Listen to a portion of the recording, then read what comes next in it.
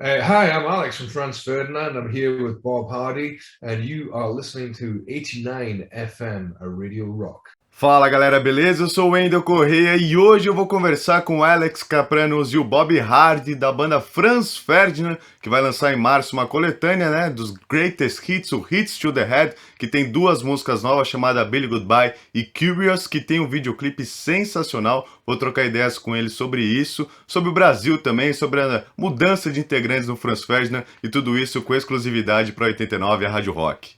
So, how have you been, guys? Had a pandemic, that kind of stuff. What about you? I'm in São Paulo, Brazil. And cool. I'm doing fine as well. Things are the same thing all over the world, I believe. Yeah, I like São Paulo. It's a good city. Yeah, we know that. We guys love you too here. Yes. Can't wait to come back. Yeah. So, talking about the new video and new song, Curious, how many hours to rehearse and how many takes to shoot the video?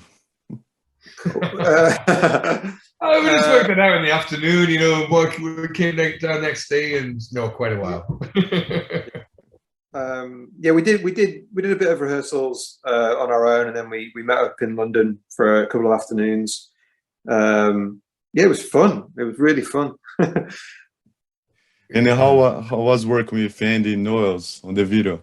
Brilliant. I mean, he's one of our oldest friends, and he's been in the band before. He played keyboards with us in 2005, 2006, and he's made a video for us before on our fourth album for a song called Bullet. And it was great to work with him again. We just had such confidence in him, and so when we came up with this idea that we knew we wanted to make a dance video, it's quite exposing yourself, to do this when we're not professional dancers.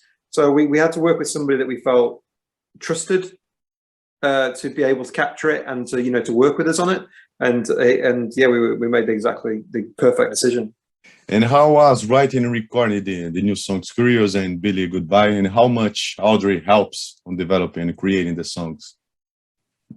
It was great fun recording them, because you're right that the first songs that we recorded with Audrey, the first songs we played with Audrey as well. And we kind of recorded them the way that we always record. It's like the whole of us, just the band, playing in a room together and recording it.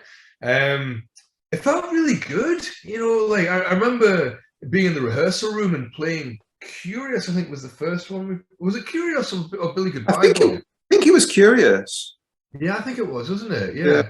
Because I remember the hi-hat pattern is kind of deceptive and Curious. It's like, it sounds simple when you listen to it, but it's really complex because the hi-hat follows the rhythm of the vocal in the chorus, and it's a really weird pattern to remember, and most drummers would really struggle with it, and she got it straight away. I was like, whoa, she's fucking good. Yeah, I love that. And yeah, it felt great. And her vibe as well, just having her in the room, it just made it feel really good. Yeah, I knew it was going to be a good record. And you guys have changed the members, but always keep the essence of Franz Ferdinand. This is unbelievable. On the first seconds of the song, we know that it's Franz Ferdinand. Do you care about that, or it's just something that happened? Man, that's the best thing you can say to us. That's such a great thing. Thank you so much, because for me, that's what it has to do. It has to sound like us. I want to be a band like the Rolling Stones or the Beatles or the Ramones or someone like David Bowie or Queen, where they go through different eras of their existence, but you always know it's them as soon as you hear just 2 bars of them playing. You hear 2 bars of something from Scary Monsters or something from Ziggy Stardust, it's Bowie straight away. And if you feel like that about my band, then I love that. It's very good. That's true. I mean it. Oh, cheers, man. Thank you. And how did you guys receive the leaving of Paul Thompson leaving the band? And have you been in talk with him? Yeah, I mean, yeah, he's still our friend. It was a shock when he left, and then he tried to see any kind of crisis in inverted commas as an opportunity, and it's kind of worked out that way with finding Audrey. And the kind of the way the band feels at the moment, it feels really revitalized in some ways. You know, yeah, it was an experience, and I think we came out for it as a stronger band in many ways. It's because it's something about it. Yeah, I always feel if you're going to be in a band, like it's a pretty weird life that we have, and like being in a band, it's kind of a weird thing to do. It's not like your everyday thing, and it's not a job. It's got to be your life. It's got to be everything you do. And you see, if you don't love it, and if you're not like desperate to be doing it, you shouldn't be doing it. And yeah. when Paul decided that he couldn't go on tour anymore because of his family, etc., he made the right decision. But it also makes us ask, is this right? Is this what we want to be doing? And when I ask myself that, and the answer is yes, and I feel yes, I want to be on stage, it makes me want to do that even more. It makes me feeling stronger. And so, yeah, I love that. Yeah, and we guys appreciate you're doing that, keeping on the music. Nice.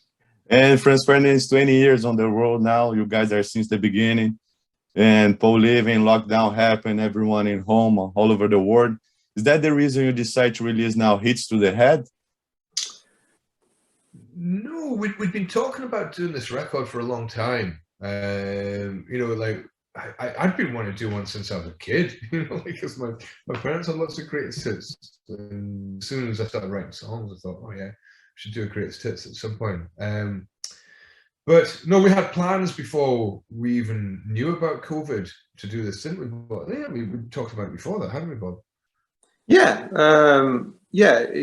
just the pandemic was a separate thing. Happened, wasn't connected particularly.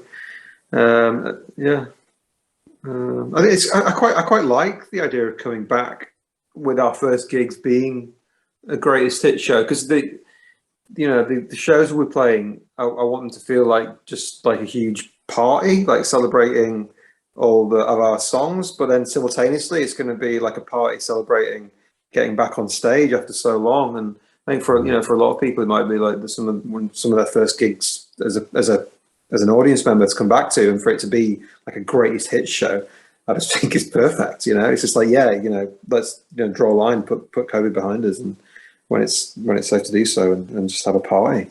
Yeah, looking forward to it. And do you guys remember the first concert as Franz Ferdinand? Yeah, it was in our friend's bedroom in Glasgow, on Sauchiehall Street. Yeah, there was a cover show, own songs. Own songs, yeah. Also, we knew 4 songs. We knew Jacqueline, Alice and I, Alfaxa maybe? Possibly, and Michael was definitely one of them. Yeah. I can't remember the 4th one, but there was 4. Yeah. And we knew 4, and then some of our friends came down afterwards, so we played the 4 again. And Bob, Alex was the one who say, "Oh, play the bass." Is that true? Yeah, that's true. Yeah, I didn't play any instruments until I sort of played the bass. I tried when I was about 13 or 14. My uncle lent me a 6-string electric guitar, but it was way too hard, so I gave up. Yeah. Any regrets on that? A little bit. I mean, yeah, I would have. Those teenage years of kind of sitting in your bedroom and kind of noodling away would have been valuable. So possibly, yeah. But it's happening. In the end, I can play like a real guitar now as well. That's great, man. And I love the idea that the bass is not a real guitar. And there is a lot of hits, of course, on the Hits to the Head, but you guys also choose Outsiders. What means this song Outsiders for you guys? I mean, for me, it's one of the great moments live. Like the connection with the audience and that song has always been really powerful. And we were talking about the different songs we were going to put on the record. Most of them are obvious, like a song like Know You Girls, or Always Ascending, or Dark of the Matinee, or Take Me Out. They're obvious songs because they're important singles for the band. But Outsiders it's always been one of the biggest songs, and also because Outsiders is always different every tour. It's one of these songs you can play in so many different ways, and it's like every tour we've done around the world has been a different version of this song. and I can't wait to find out what the next one is going to be. It's going to be different again. And what is harder, choosing the set list for a show or selecting the songs to hits to the head? Well, it's quite a similar experience, really. It was sort of like choosing the set list for a festival where you're just playing as many bangers as you can. That's kind of how that kind of informed the track listing for Hits to the Head, plus the 2 new songs, which are obviously huge bangers as well. And do you guys have a favorite hit by Franz Ferdinand? And considering all your songs, all Franz Ferdinand songs, do you have a favorite song? Oh, my favorite song from Hits to the Head. I mean, it's always the same. It's always your newest song. So, like, for me, it's Curious. You know, like, so I'm going to say 2. I'm going to say Curious and Dots of Pleasure. The first one and the last one. That's good choices. I'm going to go for from Hits to the Head. I'll say Stand on the Horizon, and then a song not on Hits to the Head, I'll say Lazy Boy from Always Ascending. It's like choosing a song, isn't it? A song. Who is your favorite? Yeah. I'm not got any. Like, I don't know what song. And do you guys are already working on new song as well, or just focus on these 2 songs? No, we've been writing quite a few. We've been doing a bit of recording as well, and yeah, can't wait to finish it off and give the world another album. And you guys are going to be playing the instruments on live stage, but can we expect some little dance when you guys playing Curious? A dance. I expect that from the audience. I want to see the audience doing that. Like a flash mob. I would love that. Imagine playing a gig and the whole audience suddenly goes into like mass choreography and they're all doing the kind of like tuk, tuk, tuk. And talking about Brazil, you came here 7 times if I'm counting it right. When you think about Brazil, what is the first memories that came on your mind? Any fun story you can share with us? I mean, there's one funny story comes to mind. The audience really kind of like the Brazilian public. It's something else, you know. Like it's so strong, so powerful, so warm. I mean, I'm getting chills up my back just thinking about it. It feels amazing. Really, very special. We're lucky, you know. Like I think of so many bands I know and friends of mine who've never been, especially Brazil is such an unbelievably exotic country for people in the UK, and the fact that we've been there 7 times to play like these amazing concerts is wild. When we are coming down to Brazil, and like, you know, if I mention to friends, like, oh yeah, well, we're playing in, like, you know, Sao Paulo or Rio, whatever, but I was like, what? That's insane. That's your job. Yeah. Any special gig that came to your mind when you talk about Brazil? I always think about the first one we played, which was in Rio, Circus. Was it called Circus? It was like a circus tent almost, like in a round kind of. It was kind of like modernist building. Yeah. It's and yeah, it was Circo Voador. That's it. Yes. Translating to English is like flying circles. Right. Okay. Yeah. I mean that we weren't prepared for that, or what that was going to be like, and so we went on stage, and the audience went from 0 to 60 instantly, and it was just absolute, like, the most crazy dancing, screaming, singing along I would ever experienced for the entirety of the show. I mean, yeah, I think actually it might have been filmed as well. I think so. Yeah, we just didn't know what hit us. It was just incredible. Yeah, I love that. Yeah, very good memories. I've never been to this place in Rio. I wish I could be there because everyone says that it is great.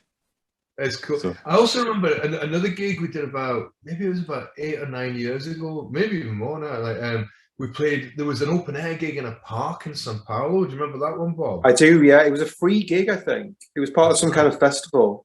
Yeah, it came free when people stormed the gates of the park, and like it was like so many people, like you just couldn't see the edge of the crowd. It was, and again, like amazing atmosphere, absolutely brilliant.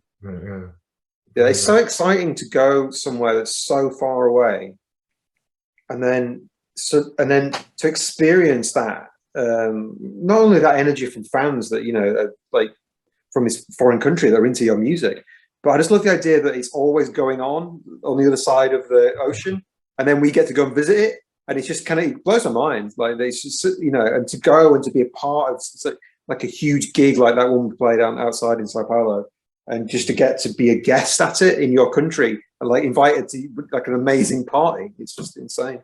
Love it. It was so good. I've got so many good memories of like going to parties and things when we were there as well. It was my birthday one time we were over there for some gigs, and I went out to this club that was only playing Tropicalia music, and like there were a couple of songs that I recognized, like Os Mutantes or whatever, but so many others were just like these huge songs, like these absolute bangers, and I was like, "Fuck, this is amazing!" Yeah. And people were so cool, and yeah, just the vibe's great. Like it's a very, very warm-hearted country, and I've always loved going.